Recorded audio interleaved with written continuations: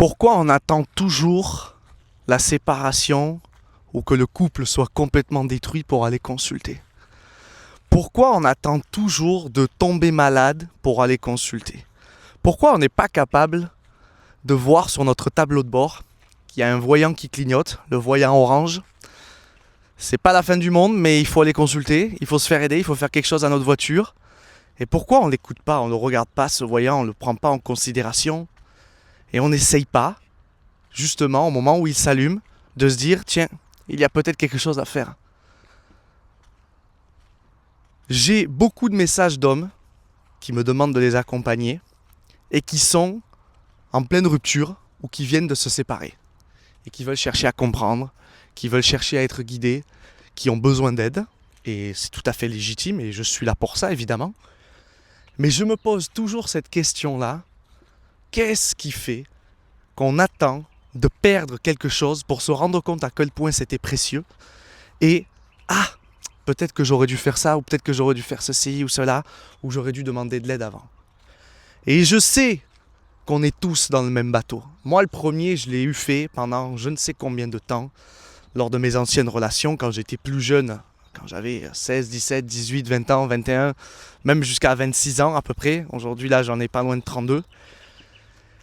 Et ce qui est fou, c'est qu'on n'est pas capable de se rendre compte que ça va pas et qu'on a besoin d'aide. Et on ne le fait pas. Je pense qu'honnêtement, beaucoup de gens pensent que ça ne servira à rien de se faire aider. Beaucoup de gens pensent que c'est une perte de temps, qu'il n'y aura pas de résultat, alors que c'est tout l'inverse. Je me souviendrai toujours d'une relation que j'ai eue pendant 1 an et demi qui a été catastrophique. C'était vraiment le stéréotype de la relation passionnelle et fusionnelle, mais du coup très destructrice, autant dans le positif que dans le négatif. Et à un moment donné, je me suis dit, bon là, j'arrive pas à gérer, on a besoin d'aide. Et j'avais surtout besoin d'une confirmation parce que moi, je voulais partir depuis un moment. Et je me suis dit, et j'avais proposé à cette personne-là, je lui ai dit, écoute, on va aller consulter quelqu'un en ligne que je connais. Et en fait, c'est simple, le résultat, il n'y a que 2 possibilités. C'est heureux ensemble ou séparément. Mais je veux une réponse.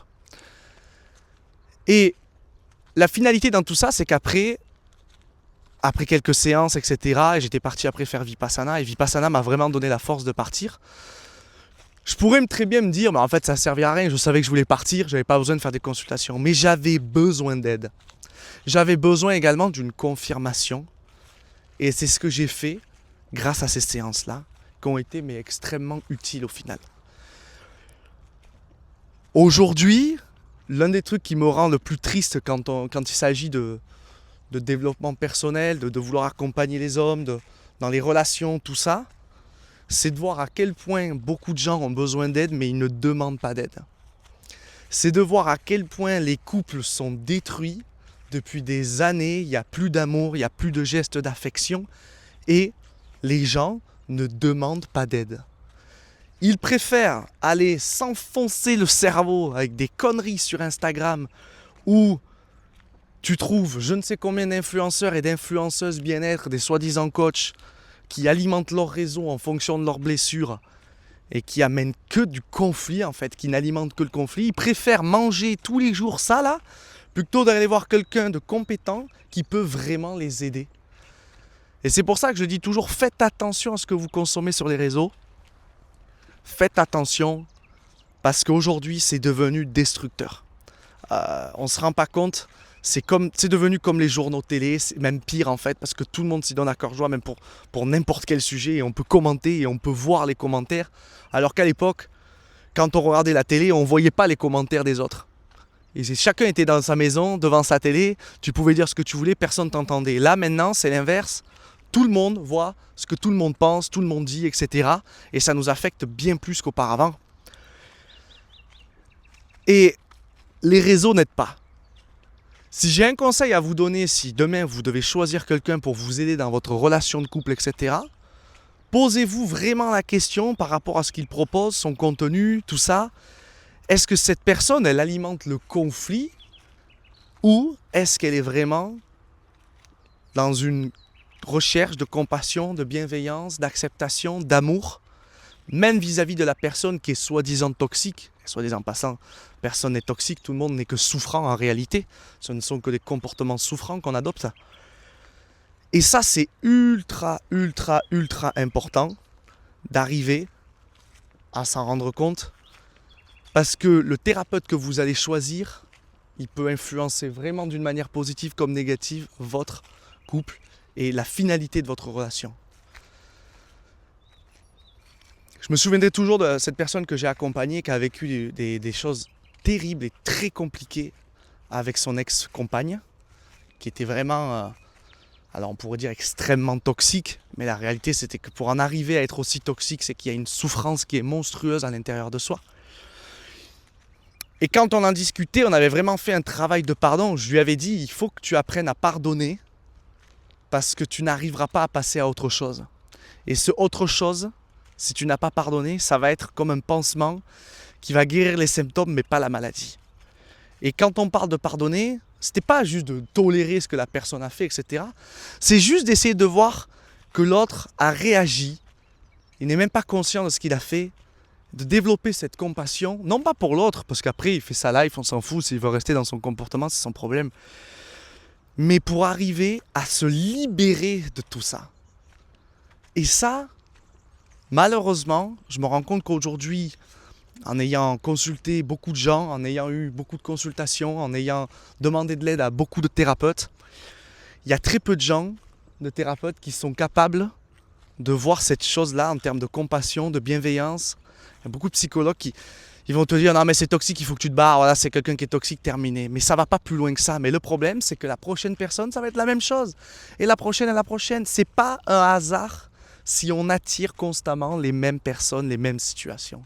C'est qu'il y a quelque chose qu'on n'a pas compris en fait.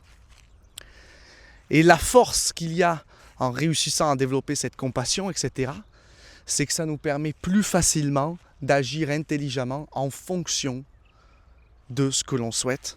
Ça nous permet de nous libérer de ce fameux cercle vicieux pour enfin aller vers la personne dont on a besoin. Je pense qu'aujourd'hui, on a tous besoin d'aide. On est dans une société où on est sécurisé, on peut avoir du travail, on est quand même très stable, notamment en France. Et les difficultés qu'on a sont des difficultés d'ordre psychologique, alors qu'à l'époque, il y a peut-être 1000 ans, 2000 ans, on était sur des difficultés plus d'ordre physiologique. Il fallait faire gaffe aux maladies, il fallait manger, etc. Maintenant, tout ça, on s'en fout un peu. Si on a des maladies, d'ailleurs, c'est parce qu'en fait, on est complètement à l'ouest mentalement et émotionnellement. On a tous besoin d'aide.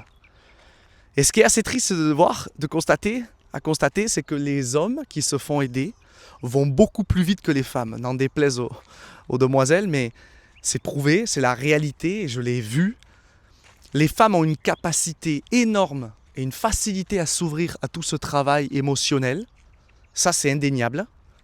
Mais il est vrai que lorsqu'un homme arrive à vraiment s'ouvrir là-dessus intelligemment, et pas juste à mettre un couvercle sur ce qu'il ne veut pas être, je vous invite à regarder mon précédent podcast sur les hommes forts, eh bien il avance beaucoup plus rapidement en fait. Il avance et il évolue beaucoup plus rapidement parce qu'on est plus dans l'action. On ne reste pas juste simplement dans la surface du mental, on va en profondeur, on plonge. Donc prenez le temps de vous poser une question si vous avez vraiment besoin d'aide. Prenez le temps de demander de l'aide. Mettez l'énergie là-dessus. Si vous pensez que vous allez perdre de l'argent, etc., mais oubliez ça, c'est le meilleur investissement que vous allez faire. Le meilleur investissement que j'ai fait pour moi, ça a été d'investir dans cette école à Écoute ton corps au Québec, où j'ai fait mes études de thérapeute. Et sans ça, mais jamais je n'aurais pu avoir la vie que j'ai aujourd'hui. Jamais je n'aurais pu autant bien gérer les soucis de santé que j'avais. Jamais je n'aurais eu une relation comme j'ai avec mes parents. Jamais j'aurais pu voyager autant partout dans le monde, découvrir des opportunités incroyables, développer des projets. Enfin, jamais j'aurais pu le faire si je n'avais pas investi en moi. Si vous investissez dans votre couple, je vous le promets, que derrière, vous allez voir des changements incroyables dans votre vie. Et c'est logique, parce que la relation de couple est la base de notre épanouissement. Si on a une relation qui est catastrophique, c'est sûr et certain que ça va nous impacter sur le plan professionnel, sur le plan de la santé, les passions, notre vie en général. Donc ne perdez plus de temps.